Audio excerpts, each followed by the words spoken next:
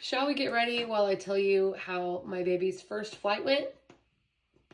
It was rough. We went to California this weekend, which is not very far. It was only like an hour and 25-minute flight. Everyone on the internet is like, oh, make sure that you go during nap time so that they just sleep on the flight. Yeah, that only works if your baby sleeps anywhere. My baby fights falling asleep in the car seat in the car like crazy. Doing it at nap time didn't help us in the slightest. In fact, it hurt us. We get on the plane, everything is fine. I was worried about takeoff because he's usually afraid of loud noises, but he actually did so good with that. However, this teenage boy sat next to us and my baby kept smiling at him and like waving at him, and all he did was just like at the baby.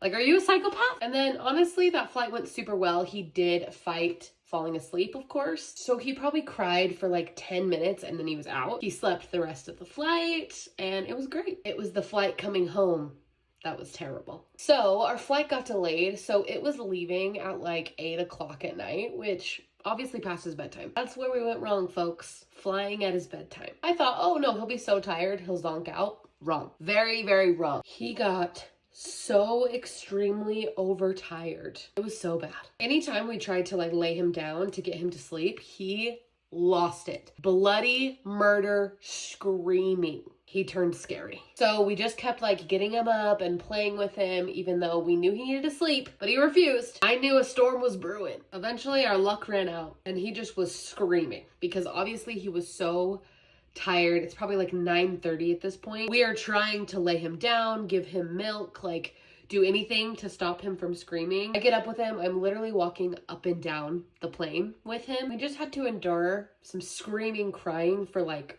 felt like forever, but ended up being like 20 minutes. Honestly, it was a disaster. I was crying along with him, but I'm grateful to live in a time with noise canceling headphones. You know, if you don't bring noise canceling headphones on a plane, that's your fault. I don't know how you zero screen time people do it, because the only thing that got him to stop bloody murder screaming was Miss Rachel. We try not to show our baby screens, obviously, because he's freaking 9 months old. But I fear when you're screaming on an airplane, anything goes. Does anyone else have any horror airplane stories? Because there were like 6 babies on this plane, and all of them seemed like angels, except for mine. So I would love to feel less alone. Also, we're taking my baby to London in a couple months. So like, it's like I have a death wish, but you know, well, that's how it went. Thank you so much for watching.